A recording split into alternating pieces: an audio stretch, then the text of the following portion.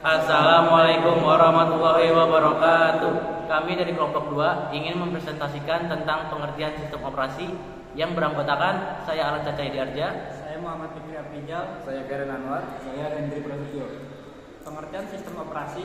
Sistem operasi adalah perangkat lunak atau software yang bertugas untuk melakukan kontrol dan manajemen perangkat keras dan juga operasi-operasi dasar sistem, termasuk menjalankan software aplikasi seperti program-program pengolah data yang bisa digunakan untuk mempermudah kegiatan manusia. Sistem operasi berfungsi sebagai penghubung antara lapisan hardware dan lapisan software. Selain dari itu, sistem operasi komputer melakukan semua perintah penting dalam komputer, serta menjamin aplikasi yang berbeda dapat berjalan lancar secara bersamaan tanpa adanya hambatan. Sistem operasi komputer menjamin aplikasi perangkat lunak lainnya dapat memakai memori, melakukan input serta output ke perangkat lain, dan memiliki akses ke setiap sistem file. Sistem operasi juga mengatur jika aplikasi berjalan secara bersamaan, sehingga proses di komputer berjalan mendapatkan waktu yang cukup dan tidak saling mengganggu perangkat yang lain. Yang selanjutnya ada bagian-bagian sistem komputer. Yang pertama ada mekanisme boot, adalah meletakkan kernel ke dalam memori. Yang kedua, kernel yaitu inti dari sebuah sistem operasi. Yang ketiga, command interpreter atau shell yang bertugas dalam membaca input dari pengguna. Yang keempat, pustaka-pustaka yaitu yang menyediakan kumpulan fungsi dasar dan standar yang dapat dipanggil oleh aplikasi lain. Yang kelima, driver untuk berinteraksi dengan hardware eksternal sekaligus untuk mengontrolnya. Selanjutnya ada fungsi sistem operasi. Yang pertama adalah membuat komputer menjadi lebih mudah dan menarik serta nyaman digunakan. Yang kedua adalah memungkinkan sumber daya komputer digunakan secara efisien. Dan yang terakhir disusun atau diprogram untuk sedemikian rupa memungkinkan menerima perubahan atau pengembangan baru yang efektif dan efisien dengan pengujian sistem tanpa mengganggu layanan yang telah ada.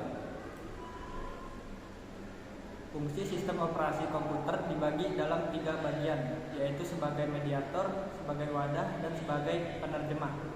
Fungsi sistem operasi sebagai mediator adalah sistem operasi komputer menjadi penengah atau penghubung perangkat keras komputer atau hardware dengan perangkat lunak komputer atau software.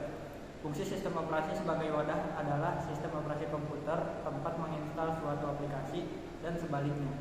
Fungsi sistem operasi komputer sebagai penerjemah adalah sistem operasi komputer melakukan proses penerjemahan bahasa program untuk ditampilkan ke layar monitor yang berupa kombinasi grafis dan teks.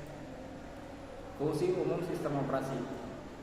1. Resource manager adalah pengelola sumber daya dan mengalokasikannya, misalnya memori CPU, disk, drive, dan perangkat lainnya. 2. Interface atau tatap muka, yaitu sebagai perantara antara pengguna dengan perangkat keras dengan menyediakan tampilan kepada pengguna yang lebih mudah dipahami dan bersahabat. 3. Koordinator, mengkoordinasi dan menyediakan fasilitas sehingga aktivitas yang kompleks dapat diatur dan proses secara berurutan. 4. Guardian, ialah menyediakan akses kontrol dengan tugas melindungi file dan mengawasi data dan program. Yang kelima, gatekeeper, berfungsi mengandalkan hak akses pengguna dalam mengendalikan yang berhak masuk ke dalam sistem dan mengawasi apa saja yang dilakukannya. Yang keenam, optimizer, adalah sebagai penjadwal masukan atau input oleh user, mengakseskan basis data, proses komputasi dan penggunaannya. Yang ketujuh ada accountant yang mana berfungsi mengatur waktu, CPU, penggunaan memori, pemanggilan I/O, disk storage, dan waktu koneksi terminal. Yang ke-8 server berfungsi untuk melayani penggunaan komputer. Sejarah perkembangan sistem operasi. Generasi pertama dari tahun 1945 sampai 1955 belum ada sistem operasi. Sistem komputer diberi instruksi yang harus dikerjakan secara langsung. Generasi kedua dari 1955 sampai 1965 sistem komputer belum dilengkapi SO, tetapi beberapa fungsi dasar SO telah ada. Yang generasi ketiga dari tahun 1965 sampai 1980, sistem komputer masa ini ciri-cirinya adalah multi-user, multi-programming, berbagai waktu, atau time sharing.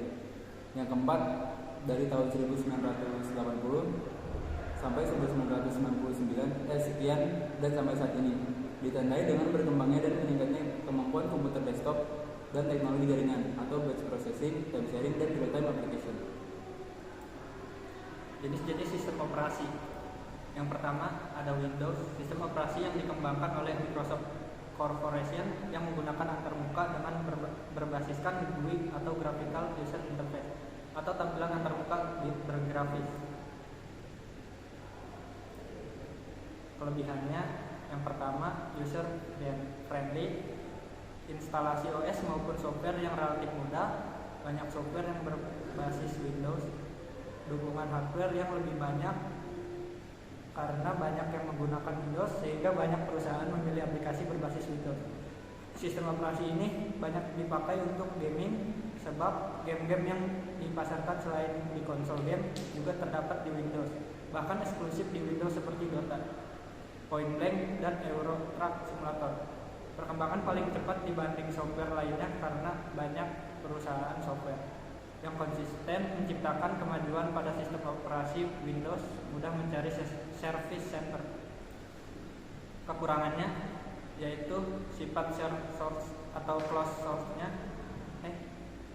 Kekurangannya sifat share source atau closed source. Karena sifatnya closed source, sedikit sekali komunitas Windows. Harga lisensi atau harga jual juga cukup mahal, banyak virus atau malware yang menyerang Windows. Sistem keamanan kurang, sistem yang kurang stabil, membutuhkan hardware yang mumpuni untuk OS Windows yang terbaru. Space yang dibutuhkan relatif besar. Lalu yang kedua ada operasi sistem Linux. Linux adalah suatu sistem operasi yang bersifat multi-user dan multitasking yang dapat berjalan di berbagai platform termasuk prosesor Intel 386 dan yang lebih tinggi. Sistem operasi ini mengimplementasikan standar POSIX. Linux dapat berinteroperasi secara baik dengan sistem operasi yang lain termasuk Apple, Microsoft, dan Novell. Ini adalah tampilan dari operasi sistem Linux. Kelebihan operasi sistem Linux yang pertama adalah open source, sehingga dapat dikatakan untuk mendapatkan Linux tidak membayar atau gratis untuk menggunakan Linux. Sistem keamanannya juga unggul dan stabil karena Unix family. Lalu kelebihan selanjutnya adalah karena open source, banyak komunitasnya juga Linux yang membuat distro-distro Linux. Lalu Linux mempunyai kompatibilitas ke belakang yang lebih baik. Selanjutnya Linux khusus Ubuntu tidak perlu menginstal driver kecuali printer dan modem. Lalu kelebihan selanjutnya adalah tidak memakan banyak resource dibanding Windows. Lalu kekurangan Linux itu yang pertama banyak pengguna yang belum terbiasa dengan Linux. Bagi yang tidak mempunyai dasar komputer yang kuat apalagi masih Windows Maker. Hal ini dapat diatasi dengan pelatihan-pelatihan atau edukasi kepada pengguna agar mulai terbiasa dengan Linux. Lalu kekurangan selanjutnya adalah dukungan perangkat keras dari vendor-vendor tertentu yang tidak terlalu baik pada Linux. Yang ketiga, proses instalasi software atau aplikasi yang tidak semudah Windows. Instalasi software di Linux akan menjadi lebih mudah bila terkoneksi ke internet atau bila mempunyai CD atau DVD repositorinya. Bila tidak, maka kita harus mendownloadnya satu persatu package yang dibutuhkan beserta dependensiesnya. Yang ketiga ada macOS. macOS adalah singkatan dari kata Macintosh Operating System. macOS diciptakan oleh perusahaan Apple Inc. dengan desain yang elegan tapi mudah digunakan oleh sang pengguna. macOS merupakan sistem operasi pertama yang menggunakan Graphical User Interface atau GUI. Ini adalah tampilan dari macOS. Kemudian ada kelebihannya. Yang pertama, multitasking. Yang kedua, bisa mengenal file format Windows. Yang ketiga, tampilan yang lebih glossy sehingga bagus untuk graphical design atau multimedia. Yang keempat, ada dokumen-dokumen yang dibuat di Mac bisa dibaca di OS yang lain dan sebaliknya. Yang keempat, open source codingan sehingga macOS sulit dibajak. Yang kelima ada time machine yang akan bekerja secara otomatis pada background tanpa mengganggu aplikasi yang dijalankan untuk membackup sistem yang sedang berjalan dan perubahan-perubahan pada data. Yang keenam ada program Sherlock yang tidak hanya mencari file pada hard disk dan dalam jaringan lokal, tapi juga dapat bereaksi di internet dan mencari berdasarkan keyword. Yang ketujuh, ada Macintosh memiliki keamanan terhadap virus, spyware, dan sebagainya. Hal ini menjadi alasan terbesar hingga mengapa banyak orang memilih Mac karena untuk menghindari virus. Yang kedelapan, operating system Mac ini mudah digunakan untuk dipelajari karena sumbernya jelas, training centernya ada, dan secara umum ketika orang dihadapkan pada macOS, mudah belajarnya. Yang kedelapan, macOS memiliki jaminan kepastian dan support hardware yang jelas. Selanjutnya ada kekurangan. Yang pertama itu adalah mahal. Yang kedua, hanya cocok untuk graphic designer. Yang ketiga, macOS tidak dapat digunakan bersama-sama sistem-sistem pengoperasian lain yang tidak menggunakan sistem macOS. Yang keempat, Mac tidak bisa dirakit sendiri karena Apple sudah tidak memberi lisensi untuk perusahaan lain untuk membuat hardware yang bisa menggunakan macOS. Yang kelima, software di macOS tidak begitu lengkap. Yang keenam, kurang cocok untuk aplikasi server dan game atau read. Yang keempat ada Google Chrome OS. Google Chrome OS adalah sistem operasi sumber terbuka yang dirancang oleh Google Engine untuk bekerja secara eksklusif dengan aplikasi web. Sistem operasi ini berbasis Linux dan hanya akan berjalan pada perangkat keras yang dirancang khusus. Antarmuka penggunanya dirancang mengambil pendekatan minimalis. Ini adalah bentuk dari Google Chrome OS. Kelebihan dari Google Chrome OS itu yang pertama ada sistem operasi terbaik dan definitif baik untuk personal komputer dan server, 100% gratis untuk penggunaan pribadi dan komersial bisnis, 2 kali lebih cepat dibandingkan sistem operasi Windows XP, Vista, dan macOS, lebih powerful dibandingkan dengan Windows XP dan macOS X emulation software built-in. Hampir sepenuhnya bisa menjalankan 99% perangkat lunak atau software asli dan dari semua sistem operasi Windows XP, Vista, macOS X software. Requirement minimal untuk kebutuhan hardware adalah 600 MHz prosesor, disk 1,5 GB dan RAM hanya 256 MB saja.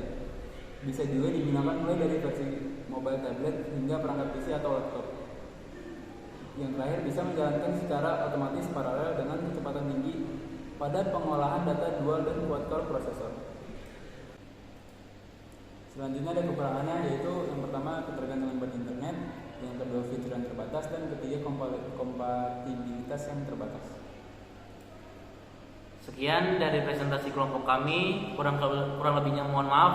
Wassalamualaikum warahmatullahi wabarakatuh.